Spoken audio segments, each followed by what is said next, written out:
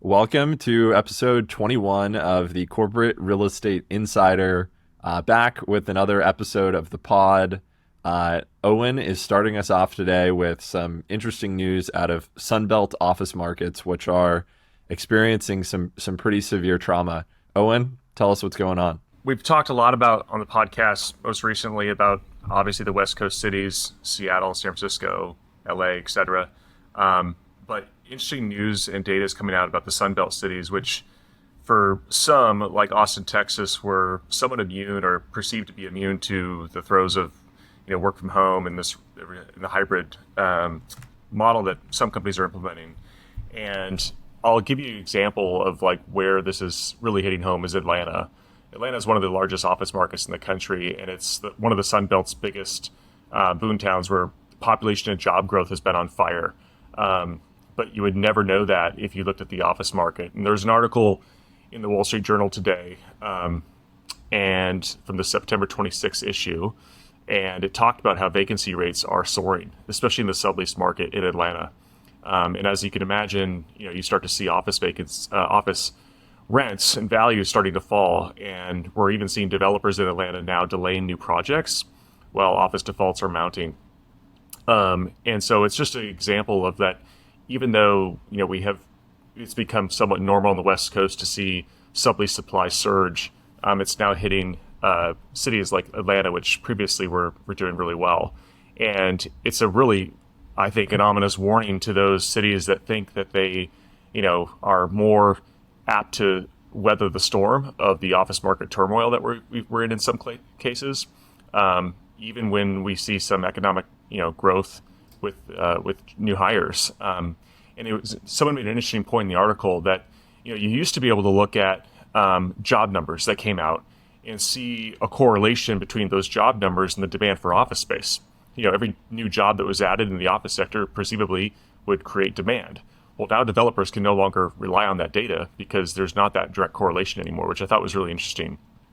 And specifically, in Atlanta, there's an owner of office buildings called Banyan Street Capital. They gave up 6 office towers in addition to an underground mall inside Atlanta's downtown Peachtree Center that went into foreclosure auction last year. And then recently, Starwood Capital defaulted on an office building mortgage that it was unable to refinance given interest rates. And so now their office vacancy has climbed to 14.7%. And again, that's not availability, that's just vacancy in Atlanta. And that's well below, the 20% that, we've seen in San Francisco and places like Seattle or even higher. But it could push Atlanta above 16%, which is their record level of vacancy, which was during the 2008 financial crisis. And right now you see sublease space standing at about 9.1 million square feet in Atlanta. So a lot of doom and gloom, and I'm not suggesting that like there's no need for office space, but there even during this like what might be a slow return to the office, tenants need a place to call home. And there's going to be some landlords, the best landlords with the best product, that will be there to accommodate what might be a downsized, more efficient tenant. But I just think the days of like this rather reluctance to capitulate to what the market is going through is picking up steam, rather losing steam. And I think landlords are going to start to realize like, okay, we're in, I hate to say it, it's a cliche saying, but a new normal. And driven mostly by sublease supply, which we've seen on the West Coast.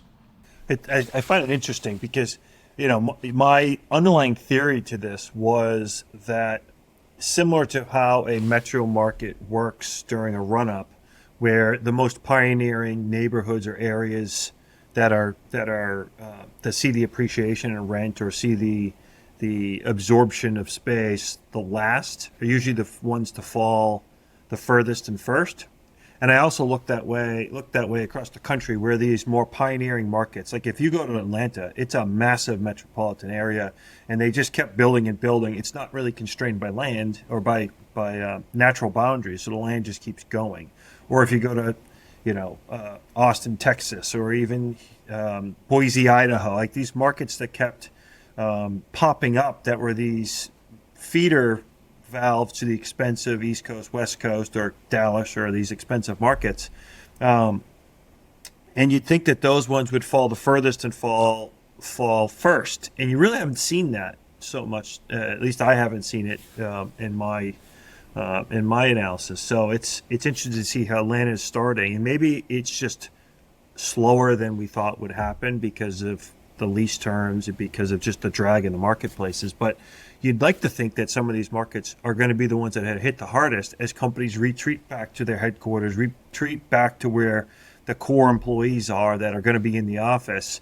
Is that something we're going to see in the future? I want to point out something that I think is important. You mentioned lease expiration dates, right? As long as the lease is running for a couple more years, maybe the landlord doesn't have a problem yet. The loan maturity dates that are coming, some are starting to come. So the stories we're hearing now, I believe, are anecdotal. And what I say is that we are in a pre-capitulation phase. Like the market broadly has not had to accept the new reality. But as time passes and as the leases expire and as these loan maturities come due, we will reach a point of capitulation and these stories will be more broad. I totally agree that this is hitting some of these Sunbelt markets later, right? Like San Francisco, Seattle, LA, some of the hardest hit, earliest hit markets, and we're starting to see it move through the Sunbelt. But when we're talking about buildings that are actually going through default, right? Like defaulting on their lenders, interest rates do not discriminate based off of geography, right? So whether you're in Atlanta or New York, if interest rates go up by several percentage points and you're trying to refinance a loan for an office building, then you're screwed either way. So when I hear, hey, vacancy has gone up to 16%, the highest that it's ever been, even worse than 2008, I think, is that really the cause of these buildings being in default or not? And obviously that's not good. And if vacancy were way lower, there would be less defaults, no question about that. But I think that these defaults, similar to most defaults that we're seeing nationally, are much more driven in general by interest rates than they are driven by vacancy. Because you can sustain a 15% vacant office building if you're getting, reasonable rents. And as we've talked about, John, we're not yet on the other end of that capitulation stage. I think we're right at the start of that, where landlords are realizing that these rents aren't sustainable and they're starting to recast rents. We've talked about this on the pod before, but the second part of this story in Atlanta and any other, city where we're seeing widespread defaults on office buildings is that those buildings are eventually going to be sold by the lender or someone at a massive discount. Somebody's going to buy those buildings and reset market pricing and try and win every single deal that happens in that, downtown area or that, CBD or metro area, wherever it might be. And when that happens, that building may actually perform really well. It's similar to, a bond is yielding, X dollars a year in, payments. And all of a sudden that bond is worth 50% less or something. Well, guess what? Those payments you're getting from those bonds relative to the price you paid for it is really attractive returns. So somebody's going to come in and buy these buildings at a big discount and make a bunch of money and win all the tenants by discounting rents. And if you're an existing landlord in Atlanta with a very high basis, it's really hard to capitulate and realize, wow, we've just lost a ton of money. Let's lock in these rents that guarantee we've lost money.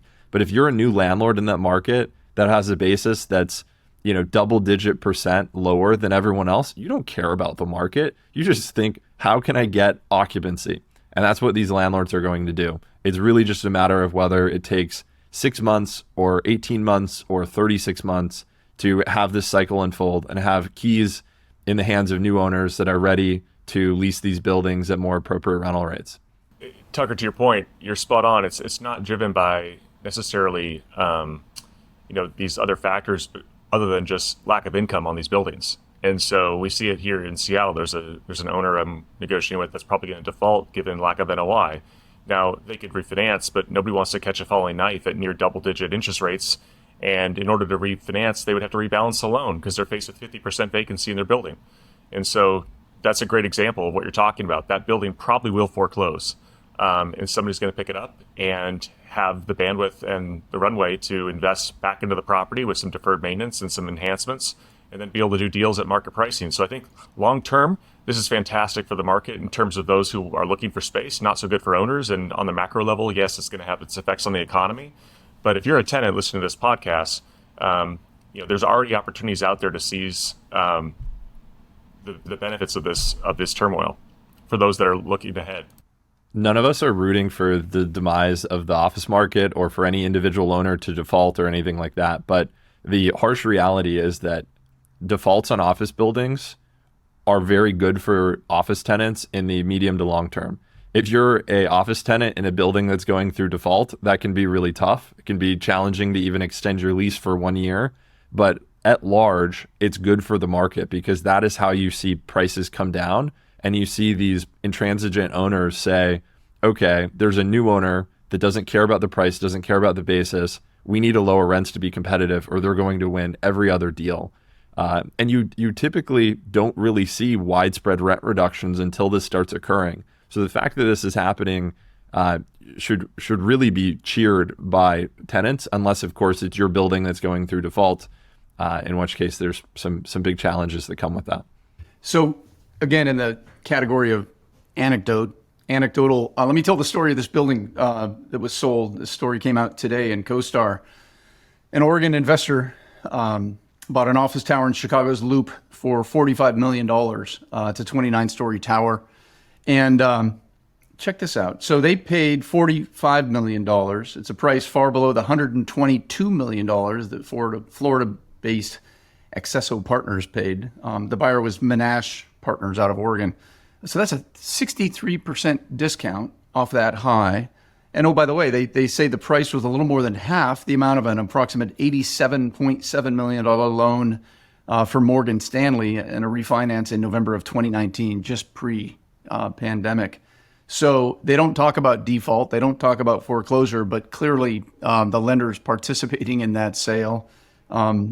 Anyway, here's a quote by this CEO, second-generation CEO of this company.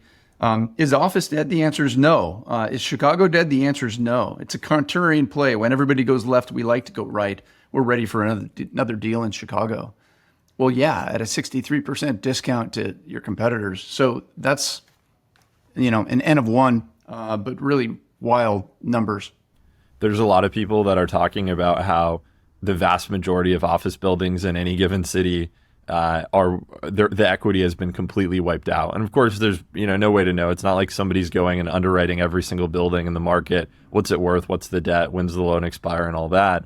But when you hear stories like this, you realize just how dire it is, because not only was that a full equity wipeout, that also was a partial lender wipeout too, in a meaningful way based on what that last refinance and loan value was. So yeah, John, you may have seen this news too, but about 5 days ago now, WP Carey, which is one of the largest single tenant net lease owners in the world, a giant publicly traded REIT, announced a complete exit from the office sector.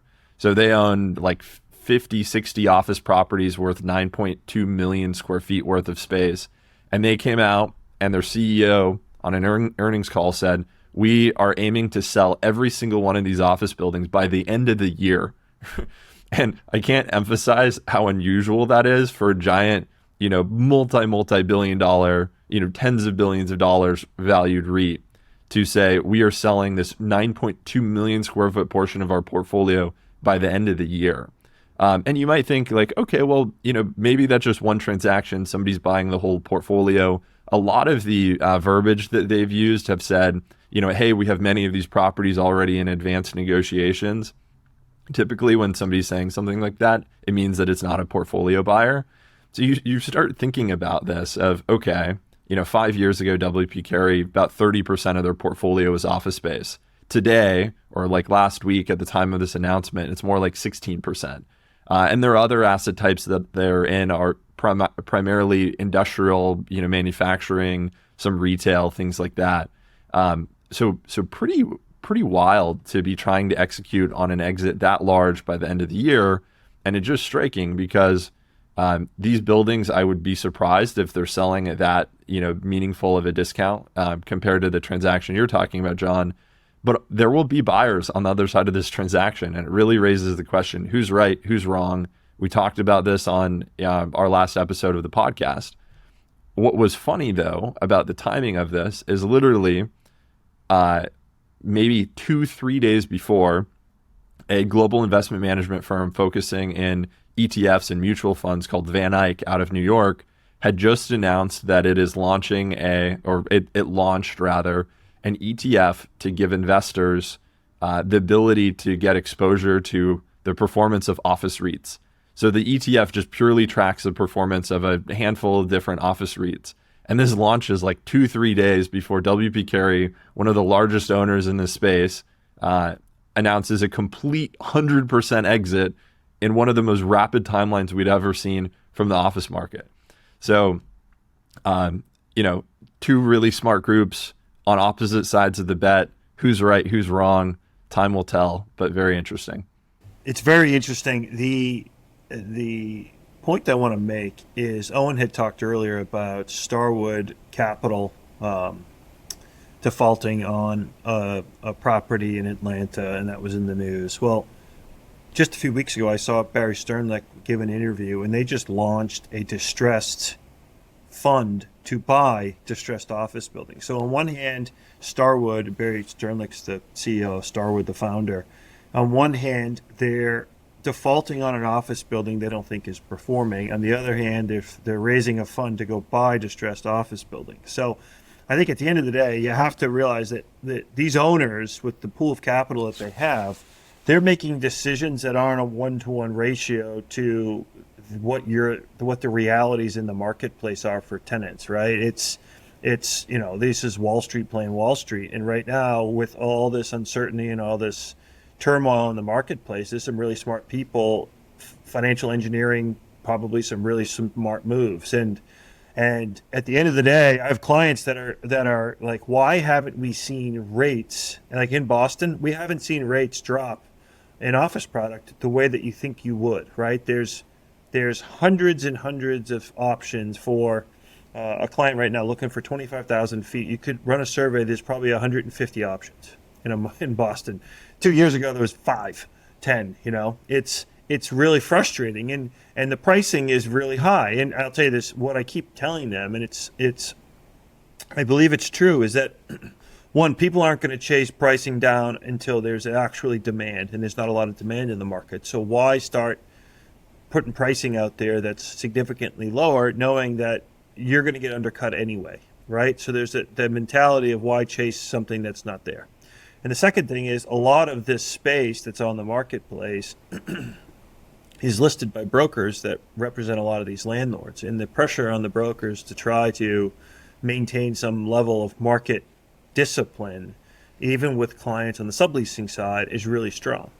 So we hear all these stories about default. I don't think that it's as widespread as we'd expected at this time. I think many people, I was not one of them, I thought it was more of this kind of extend and pretend mentality for a number of years, but a lot of people had predicted this kind of carnage into the office markets of mass widespread defaults. We haven't seen it. Secondly, I think tenants need to really get out and test the market rather than rely on the opinions of brokers or stats, because I think there's a lot of downward pressure that's hiding in the weeds right now.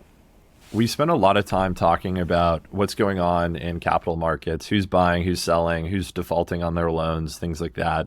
And, as we've shared since the beginning, our focus on the podcast is always, how do we help corporate tenants, large, medium, large size companies, leasing space, occupying space with their real estate portfolios. And you may wonder, how is this relevant to, the company that's got a 1 million square foot portfolio of office leases around the country? And the reason it's so relevant is that these companies are betting huge, huge dollars and allocating capital in a certain way to try and maximize return for their investors. And there's not that many people that are betting real money on the which direction the office market goes within the commercial real estate ecosystem, right? Brokers aren't betting real money. Property managers, all these different people, they are not making real bets. And when you have people, making a commitment to sell 9.2 million square feet of office space because they think it is going to be a drag on their overall performance of their portfolio, that implies two things. One, it implies that as W.P. Carey, and a group that's selling 9.2 million square feet of office space by the end of the year, as we were talking about earlier, that they believe that when those office leases expire and they have to renew their existing tenant or find a replacement tenant, that's going to be challenging to do. Maybe the existing occupant leaves and then it's challenging to find a replacement tenant and there's downtime and interruption in the cash flow. And then second, when that lease comes up for renewal, that rents are not going to be what the rents are currently. So these people are betting enormous sums of money, basically saying that they don't buy that they're going to be able to renew their tenants at reasonable rates, and that's going to create downward pressure. The reason for selling office space is not interest rate driven per se, because interest rates are affecting all different product types of real estate similarly. So this is a bet on the fundamentals of office space and the non-performance in the long run. And what that says to you, if you're a large tenant, is okay, or a tenant of any kind, is okay, it's only a matter of time until the sentiment from the smart money in real estate that are betting real dollars, that aren't just talking heads and pontificating without any stats or any information. These are heavily researched decisions. They are betting that the market continues to go down and they don't want to own these assets. And that means that pricing is going to come down. It's just a matter of when. Although I would challenge you a bit, I do think interest rates are a key driver because it's these loans coming due, needing refinancing at the higher interest rate that is the death knell for many of these owners. I believe if they could extend at their current interest rates, they would stay and pray, right? Hang out as long as they can. It's the loan maturity that's forcing the reset, I believe. Yeah, I would agree with that for a lot of owners. But in this particular case, with how WP Carey is financed and the duration on these leases and their availability of capital, I don't think that's the decision on their end at all. I think it's purely we do not want to own office buildings. Let's get out. And if we can get out, I mean, they've made the decision to sell regardless of what the price is. Hopefully they'll be able to exit for their sake at a reasonable price. But, that same argument of, hey, interest rates have gone up and all that, that would be an argument to sell basically every single real estate product type or holding that you have, no matter what. Interest rates have gone up, we need to sell. Obviously that contributes and creates situations where people are more likely to sell than not because interest rates have gone up. But the fact that interest rates have gone up, you don't see WP Carey selling its whole industrial portfolio. This is a asset specific or product type specific exit saying we do not want to own office buildings. And, in the long run, that means that office rents, or rather they're betting that there's going to be higher availability and lower rents, and they don't want to own product type with those long-term fundamentals. I agree. I wanted to add that point. I think in the way that they're doing it in bulk like this and doing it now really speaks volumes to this idea that they believe it'll be worse later. Like, let's get out now. I think that's what it says. Yet at the same time, you have Van Eyck making the opposite bet. And the other thing that's interesting is that if you look at WP's stock price since this announcement, it's down 15%. And at the same time, Boston Properties, which is also they own way more office space as a percentage of their portfolio than WP Carey does, but their stock's down 12%. So my initial reaction when I saw WP Carey's stock price was, wow, the market's reacting pretty negatively to this. Maybe the market wants them to own these office buildings. But then you look at the other performance of REITs and, makes you think that it's probably more driven by, the Fed news from last week. And keep in mind, guys, John, you bring up interest rates. I think what people are realizing too, if people read the Fed's notes from their last meeting, obviously they're not decreasing rates anytime soon. And what I thought was interesting was they expect rates to sit at about 5.6% by the end of this year.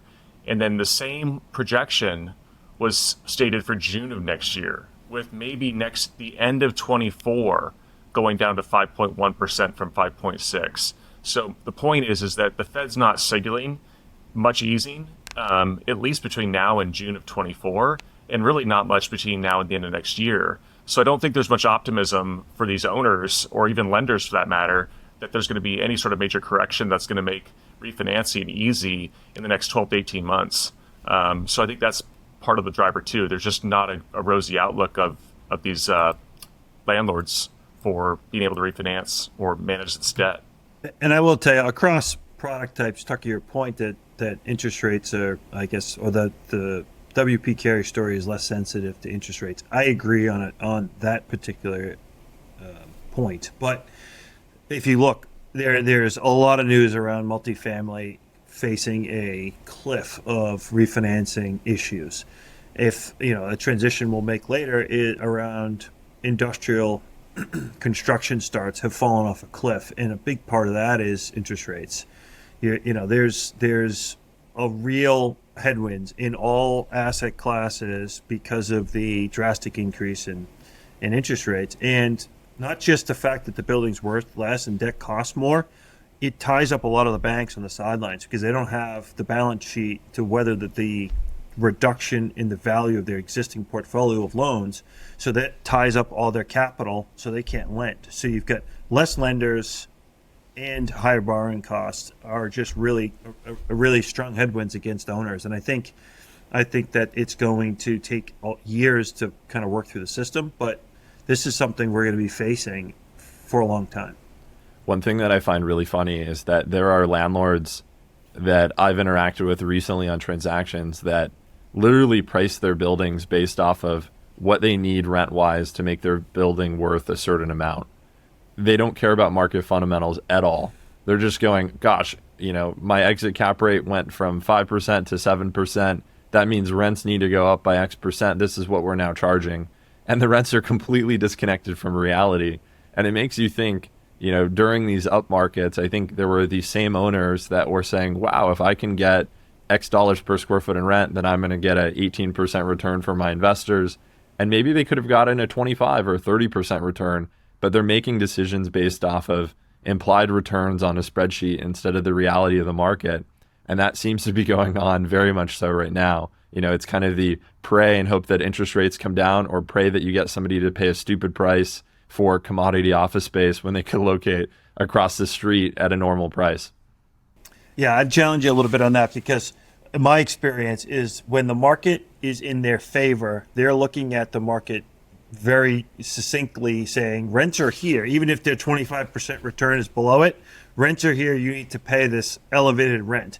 As soon as the market turns, it's more about, okay, I need to preserve my equity. I need this rent regardless of where the market is. So they'll take it on the upside, but they're not giving it to you on the downside. And the tenant is now the most important person in the room again. And it's great to be in a position representing tenants, because that whole analysis they did is like, that's fairy tale land. Like, that is the Wizard of Oz, and it doesn't matter. That math they're playing, it just doesn't matter anymore. What matters is tenants have options, rents are coming down, and tenants will only pay what market is, and likely below where the stated market is. So let them play that game. But unless you're a captive tenant in a building you can't move out of, it doesn't really matter anymore. And it's almost funny that they're trying to play that game, because it's laughable to think that a tenant will ever negotiate based upon those factors. Let's sum it up like this, Brian, because I totally agree. We are at every market in the country, some more than others, are awash with supply right now. And while I maintain a guarded optimism about the market's eventual return to office space, it has shown scant signs of recovery so far. And I don't care what market you're in the nation. That's just a fact across every single office market, from the Atlantic seaboard to the Pacific. And the prevalence of subleases in these markets continue to overshadow the market, leaving every landlord grappling to compete for office tenants in light of how aggressive these subleases can be. And so all the stuff we're talking about, landlords trying to just cover their basis, sublease supply, the whole work from home and lack of office demand, it's everywhere. Okay, and so you bring up a good point, and the point we've made over and over again. The tenant is the most important person in the room these days, and don't let anybody suggest otherwise. Yeah. And the thing that, and we haven't really hit on this, but it was apparent to me in a conversation I just had with a client, because they're tracking their return to office, and this is a major employer with over 100,000 employees across the country, and they're tracking their return to the office. But what the marketplace doesn't realize, in the news agencies and Castle Systems, is during their reset, when they moved everyone home, they went through a process, and about a third of their workforce, they designated 100% permanent. It was their call centers. They pulled them out of inventory. So you're talking about a third of the people are not even in that return to office. So if they say their occupancy is at 50%, right, it's 50% of a much smaller number, right? And I'm assuming a lot of the big employers went through and I don't know this for sure, but a lot of the big employers went through a rationalization as well. Like, we don't need this level of employee, this type of employee in the office anymore. We're going to eliminate our call centers. We're going to eliminate our customer service centers, right? Those types of product type, like, they're just out of inventory, and they're always going to work from home forever. And we're never going to ask those people to come back to the office, right? So I think that whole rationalization of the number of people that ultimately will create the demand that's going to recreate these office markets or reprop these office markets, it's a much smaller pool. It's not the same number of people we were working on 3-4 years ago. Yeah, it's really interesting to think about that and what the actual data looks like, right? If return to office is X, but you're excluding 30% of the workforce that was designated permanently remote at companies like the client you're talking about. Yeah, the numbers could be a lot worse than people realize. But let's conclude talking about office. And Brian, I know you wanted to talk about the emerging news on construction starts for the last couple of quarters. Yeah, before we get there, I want to get into the really interesting and dynamic topic of restoration first, because it's really important to our listeners. Now, I want to make an observation. So I'm currently in 2 restoration negotiations on behalf of 2 clients of mine, and they have similar themes that I wanted to point out because I think it's important to our listeners. And these are buildings that were not your traditional office building, but the client built office space it was delivered as office space to them. And one of them has a mezzanine, that office space within a kind of a single story building that they created 2 stories. And the leases are favorable to our positions in the sense that they're pretty gray in terms of restoration obligations. But the landlord's initial position on both of them is you need to rip out everything, all the office space, all the hard walls. You've got to take this back to a clean, like the European model. You got to take this back to core and shell. And the reason they're doing it is it's pretty clear. They want to take the building and they want to use it for a different use. So and we're getting into the negotiation to say that we're obligated to do what the lease says, and this is our interpretation of that. But I think our listeners should really we should start to really pay attention, because if we're renewing office space in a building that's not a traditional office building, that is adding a ton of value to that building. And you have the maximum amount of leverage to get very specific on your restoration clause when you're doing that renewal. And one of the things you want to exclude and make it very clear is that you don't have to rip down hardwall offices. If you're paying an office rent while you're in the building, you shouldn't be required to remove the office space at the end so they can use it for flex space or industrial space later. And I've seen it now twice, and I'm in negotiations, and landlords are taking a very strong position to the contrary. So restoration may be boring, but super important. And I think this goes back to what we were talking about earlier, where the market's coming down, landlords are really hurting, and they're clawing for anything that they can get. And a lot of times when you're dealing with restoration, unsophisticated companies might not have advisors involved when they're approaching the end of a lease term, or they might have advisors involved that are helping them relocate or something like that.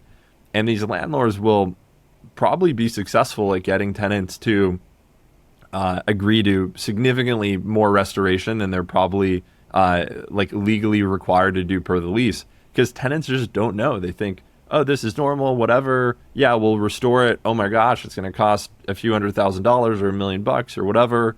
And $1 million, obviously, it's real money, but it might not be a significant amount of money in the context of a lease where you're paying, $5 million a month in rent or something. They might go, shoot, okay, our move costs are going to be, way more than that to relocate. I guess that's just part of it. So really important to be consulting with your advisors, reviewing your lease, making sure that you're not being overcharged by these landlords that are in a world of hurt, trying to get any last penny that they can because it's a matter of survival for them. That's a great point. Yeah. So Tucker, I will jump into the other news that it came out recently that the industrial construction starts. So this is new industrial construction has fallen to 10-year lows.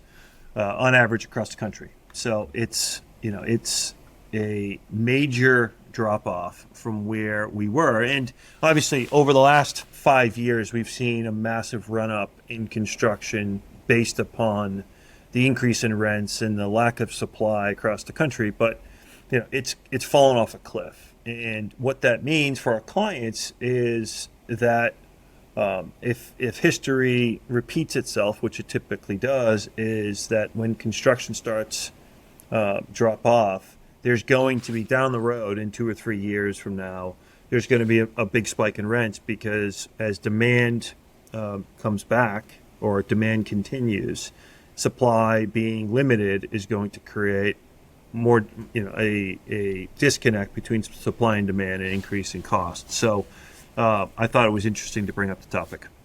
It's hard to know whether this is self-regulated or more just a matter of interest rates. I do think over a long period of times that developers are getting smarter and are less willing to blindly flood the market with supply. I mean, you just think about how much smarter the markets are and investors are today compared to 20 years ago, where people just keep building and building and building, and they're delivering into no demand, and all of a sudden vacancy swells. I mean, of course, vacancy and availability in industrial buildings is going up.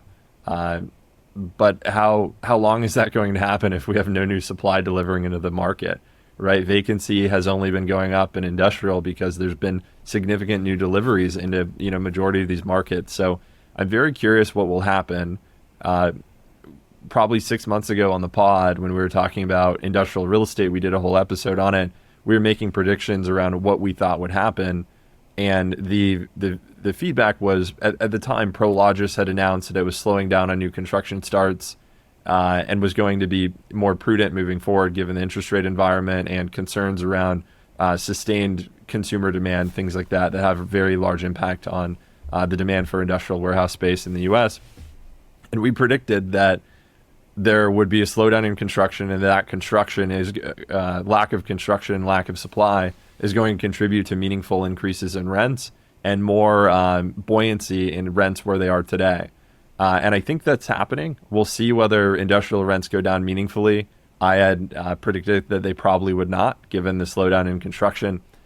So we're probably, maybe 9 months, 12 months away from seeing, because that's when these buildings that people have slowed down on building over the last 6 months would have delivered if they hadn't been slowed down. Hey, let me take a shot at a quick hit here on a different topic. It's something we've talked about in the past here on the pod, and that is the increasing insurance exposure and cost, especially in key markets. So the Wall Street Journal picked up on it in an article this morning, talking about that's the next thing that's going to, next shoe to drop for the office and suffering commercial real estate markets, where they see increasing operating expenses, where insurance premiums are really going to start to spike. And in particular, here's an article from CoStar today. And California to change property insurance pricing. Did you know that California does not allow insurance companies to price in considering future climate change effects in their policy pricing? And as a result, these insurance companies and the reinsurers are all fleeing California. So California's changing the rules, changing the laws. Now insurance companies can incorporate future climate change effects in their policy pricing. So here we go, increasing expense at an unfortunate time. Well, definitely better to have higher insurance premiums than just not be able to get insurance at all. So I'm going to put this down as a big net win for California, doing something that's commercially reasonable, not fair or right for insurance carriers to never be able to make money in California. So at least there's an incentive to be here now. Hopefully the people in Los Angeles that literally cannot get their homes insured because of fire risk at any price, maybe this will allow them to have somebody that will write them a premium at a huge number and have that peace of mind. I guess we'll see. Yeah, I think this is important for our clients to understand. I think in the journal they talked about an owner that had a policy that had been around $600,000 a year, right? And then to renew that policy, the cost of it was $1.8 million. So, and in our world, a lot of those costs get passed through. So owners are less concerned. I think that was a multifamily residential project where the owner has to eat the cost, right? It's not a pass through with multifamily, but the costs in our world are passed through to the tenants. So these increase in insurance costs are not necessarily a problem for the owners. They want to be competitive for vacant space, and it gets difficult to be competitive if your triple nets are much higher than your competition. So they're sensitive to it, but not in the same way that someone like in a multifamily development would be. But our clients should be aware that two things: one, costs are going up, and two, owners will try, because of the sensitivity, to try to keep their gross rents in line with other buildings. They'll start to play we're going to increase our deductible from, say it's $50,000 per occurrence. We're going to put it up to $1 million per occurrence. So it creates all this additional exposure for your tenants. And if they're not aware of that, and the lease doesn't restrict their ability to play that kind of arbitrage game, then there's sensitivities there, because you may not be covered to the same degree going forward that you were in the past, or you think you are. So it's just something to pay attention to. It's really rare, just for our audience, for the insurance that the landlord's required to maintain to be included in a lease. I mean, it's extraordinarily rare where there's, the landlord's deductible needs to be less than X. Like, you will find that in really large, very sophisticated leases, but you will not find that in your, average 10,000 square foot multi-tenant office building or your 50,000 foot industrial tenant. So it's not there. And, something that's interesting to think about is, say that these insurance premiums, triple or quadruple or even 10x over the next 10, 15, 20 years as some of these climate challenges in certain parts of the country are exacerbated, right? Like, I can't imagine what the cost to get insurance in certain parts of Hawaii is right now, just following that crazy fire from last month. So what happens? Like, do landlords just say, we can't pay for this, we're going to self-insure? Do they, just pass on all the cost and hamstring their ability to lease other space in the building because everyone's going to go into that eyes wide open, knowing that it's really expensive? I'm curious how this plays out in actuality. Like, what do landlords actually do here to try and optimize the management of their buildings? What if a group of property owners got together and formed a risk pool?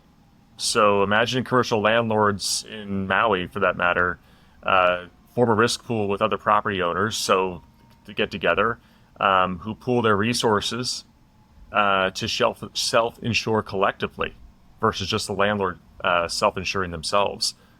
So, they contribute to a fund. The fund's used to cover losses for the group.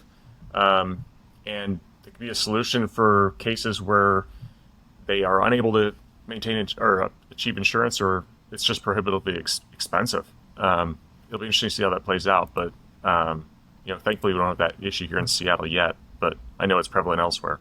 Well, that concludes episode 21 of the Corporate Real Estate Insider. All kinds of interesting topics today. Thanks so much for listening, and we will be back in another 2 weeks with episode 22.